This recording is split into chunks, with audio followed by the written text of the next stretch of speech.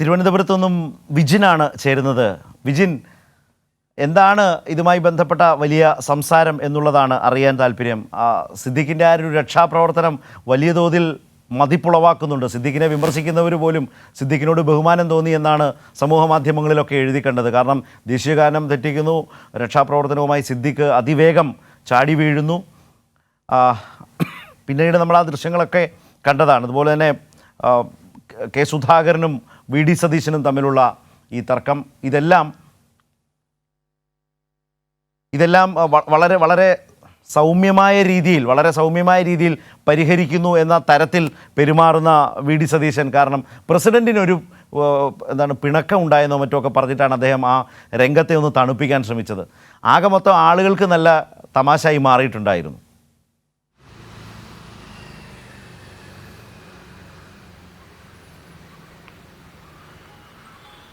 Right, Vijin വല്ലതും കേൾക്കുന്നുണ്ടോ ഈ പറയുന്നത്? ശരി, എന്തോ ചില സാങ്കേതിക തടസ്സങ്ങളാണ്. കേൾക്കാം. റൈറ്റ്, എങ്കിൽ പറയൂ.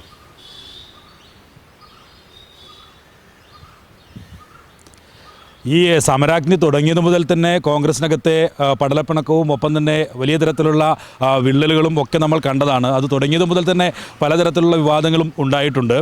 അതിനു മുമ്പും ഈ പ്രവർത്തകരെ നിരന്തരം ഒരു പരിപാടിയിലേക്ക് എത്തി പ്രസംഗം തുടരുന്നതിന് മുമ്പേ പ്രവർത്തകർ പിരിഞ്ഞു പോകുന്നു. ഇങ്ങനെ പോയാൽ നമുക്ക് ഈ തിരഞ്ഞെടുപ്പ് വലിയ കടമ്പയായി മാറുമെന്നെല്ലാം സുധാകരൻ നേരത്തെ പറഞ്ഞിരുന്നു. അതിൻ്റെ അവസാനം സമരാഗ്നി അവസാനിക്കുമ്പോഴും അതേ രീതിയിൽ തന്നെയാണ്. നമ്മൾ ആലപ്പുഴയിൽ കണ്ടു, സുധാകരൻ വി ഡി സതീശനെ പരസ്യമായി അസഭ്യം പറയുന്നു. അതിനുശേഷം അവർ പിണങ്ങി പത്തനംതിട്ടയിലെ വാർത്താസമ്മേളനം ഒഴിവാക്കുന്നു. പിന്നീട് വീണ്ടും നമ്മൾ ജ്യേഷ്ഠ സഹോദരന്മാരാണ് എന്ന് പറഞ്ഞ് വീണ്ടും ഒരുമിച്ചിരിക്കുന്നു. പക്ഷേ പിന്നീടുള്ള വാർത്താ സമ്മേളനങ്ങളൊക്കെ നമ്മൾ ശ്രദ്ധിച്ചാൽ മനസ്സിലാകും, സുധാകരൻ കുറച്ച് കാര്യങ്ങൾ ഒരു പേപ്പറിൽ എഴുതിക്കൊണ്ടുവരുന്നു, അത് വായിക്കുന്നു. അതിനുശേഷം മൈക്ക് വി ഡി സതീശനിലേക്ക് കൈമാറുന്നു. പിന്നീട് ഒരു കാര്യത്തിലും പ്രസിഡന്റിനോടുള്ള പ്രതികരണം ആരായുന്ന സമയത്ത് പോലും അതിൽ പ്രതികരണം നൽകാൻ അനുവദിക്കാതെ വി ഡി സതീശൻ മൈക്ക് കൈകാര്യം ചെയ്യുന്നു. മാധ്യമപ്രവർത്തകരെ ആ രീതിയിൽ വി ഡി സതീശൻ മാത്രം അഭിപ്രായം പറയുന്ന, മറുപടി പറയുന്ന ഒരു രംഗങ്ങളൊക്കെ നമ്മൾ കണ്ടു. പലതവണ സുധാകരൻ മറുപടി പറയാൻ ഓരോ വിഷയത്തിൽ സംസാരിക്കാൻ തുടങ്ങുമ്പോൾ തന്നെ വേണ്ട ഞാൻ സംസാരിച്ചോളാം എന്ന് പറഞ്ഞ് മൈക്ക് നൽകാതിരിക്കുന്നു. ഇവർ തമ്മിലുള്ള പിണക്കം ഈ തിരഞ്ഞെടുപ്പ് അടുക്കാനിരിക്കുന്ന ഘട്ടത്തിൽ അത് പരസ്യമായി മറന്നീക്കി പുറത്തു വരുന്ന ഒരു കാഴ്ച തന്നെയായിരുന്നു ഈ ദിവസങ്ങളിൽ സമരാഗ്നിയുടെ ഭാഗമായി കണ്ടത്. ഇതിൽ സമരാഗ്നി തുടങ്ങിയത് തന്നെ രണ്ടുപേരും ഒരുമിച്ച് സമരാഗ്നി നടത്തണം എന്ന് തീരുമാനിച്ചത് തന്നെ അത്തരത്തിൽ ഒരാൾ മാത്രം ഗോൾ അടിക്കരുത് എന്നുള്ള ഒരു അഭിപ്രായത്തിൻ്റെ ഭാഗമായിട്ടാണ് കോൺഗ്രസിലെ. അത്തരം ഒരു അതുകൊണ്ടാണ് രണ്ടുപേരും ഒരുമിച്ച് പ്രതിപക്ഷ നേതാവും അതുപോലെ തന്നെ KPCC പ്രസിഡന്റും ഒരുമിച്ച് അത്തരത്തിലൊരു ജാഥ നടത്താം എന്ന് തീരുമാനിക്കുന്നത്.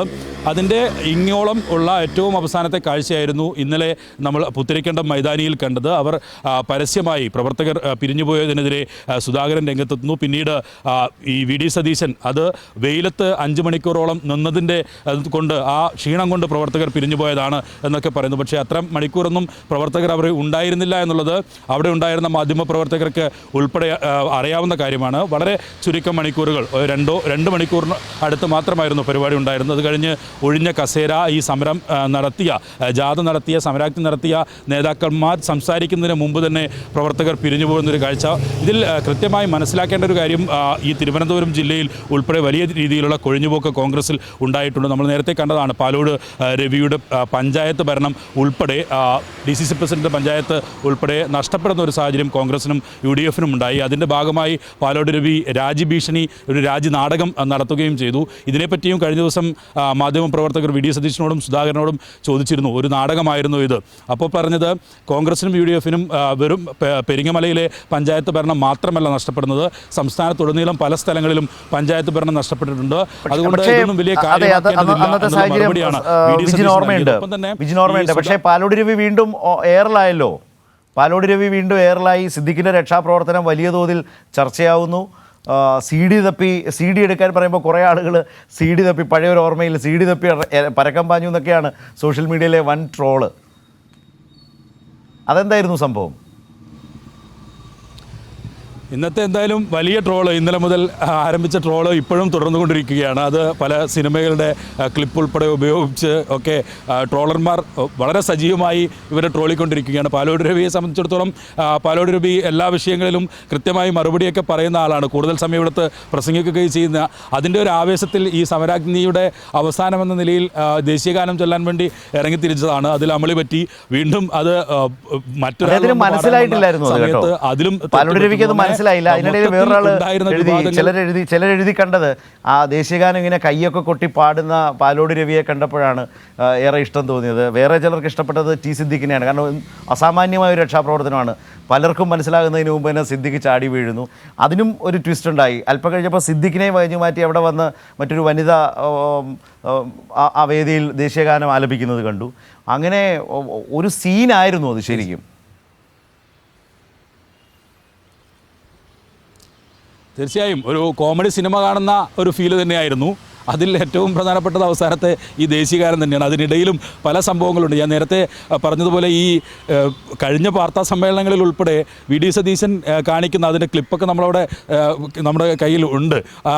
ഓരോ ഘട്ടത്തിലും സുധാകരൻ KPCC പ്രസിഡന്റാണ്, നേരത്തെ മത്സരിക്കാൻ താല്പര്യമില്ല എന്ന് പറഞ്ഞിരുന്നു. അപ്പോൾ ഹൈക്കമാൻഡ് മത്സരിക്കണമെന്ന് ആവശ്യപ്പെട്ടല്ലോ, KPCC അധ്യക്ഷ സ്ഥാനത്ത് നിന്ന് മാറി നിന്നുകൊണ്ടാണോ മത്സരരംഗത്തേക്ക് പോവുക എന്ന് സുധാകരനോട് നമ്മൾ ഒരു ചോദ്യം ചോദിച്ചപ്പോൾ സുധാകരൻ മറുപടി പറയാനായി തുടങ്ങുമ്പോൾ വേണ്ട ഞാൻ മറുപടി പറഞ്ഞോളാം എന്ന് സതീശൻ പറയുന്നു. അങ്ങനെ വലിയ തരത്തിലുള്ള കോമഡിയാണ് പത്രസമ്മേളനങ്ങളിലും അവസാനം നടന്ന ഈ സമാപന സമ്മേളനത്തിലും ഒക്കെ ഉണ്ടായത്. ഇതെല്ലാം തെരഞ്ഞെടുപ്പിന് തൊട്ട് മുമ്പാണ് എന്നുള്ള കാര്യം കൂടി ഓർമ്മിക്കണം. അവർ തമ്മിലുള്ള പഠനപ്പിളക്കമൊക്കെ മറനീക്കി പുറത്തു വരുന്നു. അസഭ്യ വാക്കുകൾ ഉപയോഗിച്ച് പ്രതിപക്ഷ നേതാവിനെ അഭിസംബോധന ചെയ്യുന്നൊരു കാഴ്ച, ഇത് അത്തരത്തിലുള്ള രീതി തന്നെയാണ് ഉണ്ടായിട്ടുള്ളത്. എന്തായാലും LDF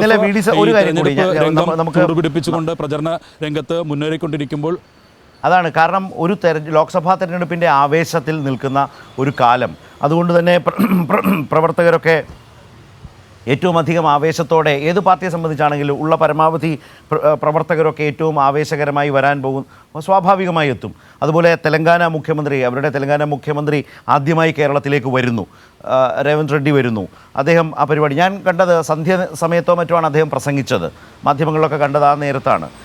പ്രതിപക്ഷ നേതാവ് പറയുന്നു 3 മണി മുതൽ അവിടെ ചൂട് സഹിച്ചിരിക്കുകയായിരുന്നു എന്ന് പറയുന്നു. പക്ഷേ അതങ്ങോട്ട് ഒത്തുപോകുന്നില്ല. ആ പറച്ചിലും നമ്മളവിടെ കണ്ട കാഴ്ചകളും. സന്ധ്യയോടുകൂടിയൊക്കെ തന്നെയാണ് യോഗം ആരംഭിച്ചത്.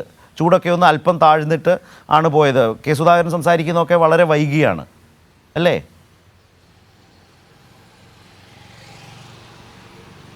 തീർച്ചയായും അത്ര സമയമൊന്നും ഉണ്ടായിരുന്നില്ല. 3 മണി മുതലൊന്നും ആളുകൾ എത്തിത്തുടങ്ങിയിട്ട് പോലും ഉണ്ടായിരുന്നില്ല പോത്തിരിക്കണ്ടം മൈതാനത്തേക്ക്. കോൺഗ്രസിൻ്റെ പരിപാടികൾ നമ്മൾ നേരത്തെയും എടുത്തു നോക്കിയാൽ ഈ സമരാഗ്നി മാത്രമല്ല മറ്റ് പരിപാടികൾക്കും അങ്ങനെ നേരത്തെ ഒന്നും ആൾ വന്നിരിക്കുന്ന ഒരു സാഹചര്യമൊന്നും ഉണ്ടാകാറില്ല.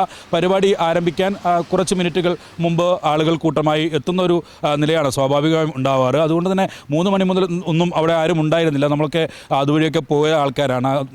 അത്ര നേരത്തെ തന്നെ ആളുകൾ എത്തിച്ചേരുമായിരുന്നെങ്കിൽ MG റോഡാണ്, വലിയ ബ്ലോക്കൊക്കെ അവിടെ അനുഭവപ്പെടുന്നതായിരുന്നു. അത്തരത്തിലുള്ളൊരു കാഴ്ചയൊന്നും ഇന്നലെ ആ പരിസരത്ത് എവിടെയും ഉണ്ടായിരുന്നില്ല. എന്തായാലും ഒരു 4-5 മണിയോടുകൂടിയൊക്കെയാണ് പ്രവർത്തകർ പൂർണ്ണമായും അവിടത്തേക്ക് എത്തിയത്. അവർ ആദ്യത്തെ പ്രസംഗം കഴിഞ്ഞ് എല്ലാവരും ഒഴിഞ്ഞ കസേര മാറ്റിവെച്ച് വീട്ടിലേക്ക് പോയി എന്നുള്ളതാണ് പ്രധാനപ്പെട്ട കാര്യം. ഇതിൻ്റെ മുദ്രാവാക്യം ഉയർത്തിയ ആളുകൾ, ജാഥ നയിച്ച ആളുകൾ പറയുന്നത് എന്താണ് എന്ന് മനസ്സിലാക്കാൻ, അത് കേൾക്കാൻ പോലും താല്പര്യമില്ലാതെ പ്രവർത്തകർ പിരിഞ്ഞുപോയി എന്നുള്ളത്. അതിനൊരു കാരണം ശരത്ത് ഇതിനകത്ത് മനസ്സിലാക്കേണ്ടത്, ഇവർ ആദ്യം മുതൽ ഇത്തരത്തിൽ ഒരു പടലപ്പിണക്കവും ഒപ്പം തന്നെ വിവാദങ്ങളും മാത്രം സൃഷ്ടിച്ച് എന്താണ് അതായത് ഈ ആളുകളുടെ ഒരു മുഖഭാവത്തിൽ എപ്പോഴും എന്ത് അബദ്ധവും പിണയാം, എപ്പോൾ വേണമെങ്കിലും എന്തെങ്കിലും ഒരു അബദ്ധം വന്നു വീഴാൻ സാധ്യതയുണ്ട്, അല്ലെങ്കിൽ എപ്പോൾ വേണമെങ്കിലും ഇവർക്കിടയിലെ അഭിപ്രായ വ്യത്യാസം പല രൂപത്തിൽ പുറത്തു വരാമെന്ന പ്രതീക്ഷ പ്രവർത്തകരിലും ഒപ്പം നിൽക്കുന്ന നേതാക്കളിലും ഒക്കെയുണ്ട്. പാലോട് രവി ഇങ്ങനെ ദേശീയഗാനം തെറ്റായി ആലപിക്കുമ്പോഴൊക്കെ ആ വേദിയിൽ തന്നെ ആളുകൾ വളരെ അപ്പോഴേ മനസ്സിലായി കുറേ ആളുകൾ നിന്ന് ചിരിക്കുന്നൊക്കെയുണ്ട്. സിദ്ദിഖാണ് ചാടി വീണ് അതൊന്ന് സീൻ മാറ്റാൻ ശ്രമിച്ചത്. അപ്പോൾ ഇങ്ങനത്തെ ഒരു അന്തരീക്ഷമാണ് അവിടെ. VD സതീശൻ പറഞ്ഞത് ഗാലക്സി ഓഫ് ലീഡേഴ്സാണ്. അവരെല്ലാം വേദിയിൽ, അവിടെ ഈ സദസ്സിൽ കണ്ടതിലും അധികം ആളുകൾ വേദിയിലുണ്ടായിരുന്നു. സ്വാഭാവികം കോൺഗ്രസിൻ്റെ ഒരു വേദി നമ്മൾക്കറിയാം, ആ രീതിയിലൊക്കെ തന്നെയാണ്, പുതിയ കാര്യമൊന്നുമല്ല. അപ്പോൾ ഇത്രയും ഗാലക്സി ഓഫ് ലീഡേഴ്സൊക്കെ ഉള്ളൊരു കോൺഗ്രസ് പാർട്ടി ആ വേദിയിൽ, സദസ്സിൽ ഈ പറഞ്ഞ പോലെ ലീഡേഴ്സിനൊന്നും ചൂട് കാരണം നേരത്തെ പോകാൻ തോന്നിയില്ലല്ലോ അല്ലേ? അവരവിടെ തന്നെ ഉണ്ടായിരുന്നു. ശശി തരൂർ ഉൾപ്പെടെയുള്ള നേതാക്കളുണ്ടായിരുന്നു. ഈ ദേശീയഗാനം തെറ്റായി ആലപിച്ച സമയത്ത് ശശി തരൂർ ഒക്കെ വേദിയിലുണ്ട്. എന്താണ് സംഭവിക്കുന്നതെന്ന് മനസ്സിലാകാതെ ഇവരെല്ലാം കൂടി ആകെ ഒരു കുഴഞ്ഞ് പരുവത്തിൽ നിൽക്കുകയായിരുന്നു. എന്ത് ചെയ്യണമെന്നറിയാത്തൊരു അവസ്ഥയിലായിരുന്നു. അപ്പോഴാണ് നേരത്തെ ശരത് സൂചിപ്പിച്ചതുപോലെ ടി സിദ്ദീഖിൻ്റെ ചാടി വീഴ്ച, പിന്നെ CD അന്വേഷിക്കാൻ പോകുന്ന കാഴ്ച, അതിനിടയിൽ മറ്റൊരാൾ വന്ന് ദേശീയഗാനം ആലപിക്കാനുള്ള ശ്രമം നടത്തുന്നു, അതും തെറ്റുന്നു. അങ്ങനെ ഒരു കൈകൊട്ടിപ്പാട്ടാക്കി മാറ്റുകയായിരുന്നു ദേശീയഗാനം. ദേശീയ പൗരനെന്ന് അറിയപ്പെടുന്ന ശശി തരൂരിൻ്റെ കൂടി സാന്നിധ്യത്തിലായിരുന്നു നടന്നത് എന്നുള്ളതാണ്. അവരാരും പിരിഞ്ഞു പോയിരുന്നില്ല എന്തായാലും. റൈറ്റ്, ശരി. ഏതായാലും വിജിൻ തുടരുക. ചിലപ്പോൾ ഞാനൊന്ന് തിരിച്ചു വരും, കാരണം തെരഞ്ഞെടുപ്പും സ്ഥാനാർത്ഥികളും ഒക്കെ വരാൻ സാധ്യതയുണ്ട്. അങ്ങനെയാണെങ്കിൽ വിജിനെ ഉപേക്ഷിച്ച് ഞങ്ങൾ അങ്ങോട്ട് പോകും, അല്ലെങ്കിൽ ചിലപ്പോൾ ഞാൻ തിരിച്ചു വരും. ആ രീതിയിൽ ഉറപ്പിച്ച് പറയാൻ പറ്റും. പക്ഷേ വിജിൻ പോയതിൽ ഞാൻ പരിഭവിച്ച്, ഇന്നലെ കെ സുധാകരൻ പറഞ്ഞതുപോലെ പോവില്ല, ഞാൻ പറയുന്നത് കേൾക്കാൻ ഒരാളുമില്ല, പിന്നെ ആരോട് ഞാനിങ്ങനെ സംസാരിക്കും എന്നൊന്നും ഞാൻ പറയില്ല. പോയാൽ പോയതായിട്ട് ഞാനങ്ങ് വിചാരിച്ചോളാം.